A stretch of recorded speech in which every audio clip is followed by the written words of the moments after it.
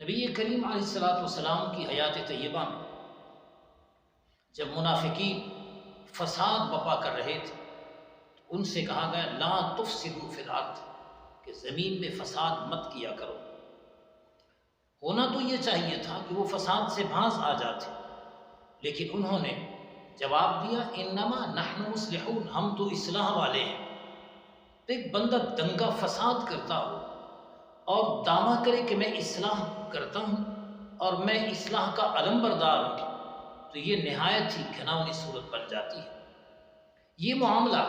صرف حضور کی حیات طیبہ تک موجود نہ تھا، بلکہ آج بھی اصلاح کے نام پہ فساد کا بازار گرم ہے۔ مثلا ایک طرف اہل بیت سے محبت کا دعویٰ کیا جاتا ہے، علم بردار اہل بیت کے محبت کے بنے پھرتے ہیں، لیکن دروازہ سب صحابہ کا کھولتے ہیں۔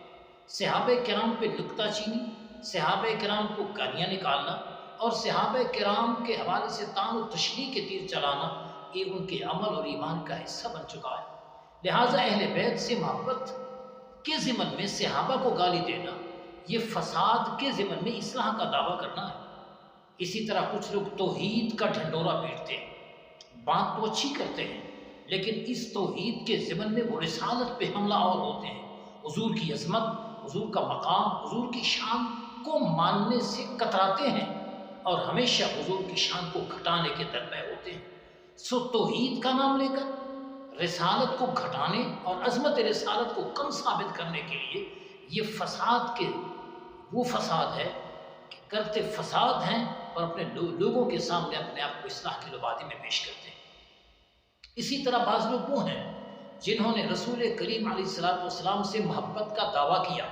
لیکن نماز، روزہ، حج، زکوٰۃ سے اپنے آپ کو فارغ سمجھتے ہیں، بس محبت رسول کی بات تو کرتے ہیں، لیکن یہ نہیں دیکھتے کہ حضور کی زندگی کس طرح گزری، حضور کس لیے تشریف لائے، آقائے دو عالم کیا مشن لے کر آئے۔ تو حضور کی سیرت کو چھوڑنا، حضور کی تعلیم کو چھوڑنا، حضور کی تربیت کو چھوڑنا، محض محبت کا دعویٰ کرنا، یہ بات اس لیے درست نہیں ہے کہ اس مشن کو اپنایا جائے جس کے لیے حضور تشریف لائے تھے۔ تو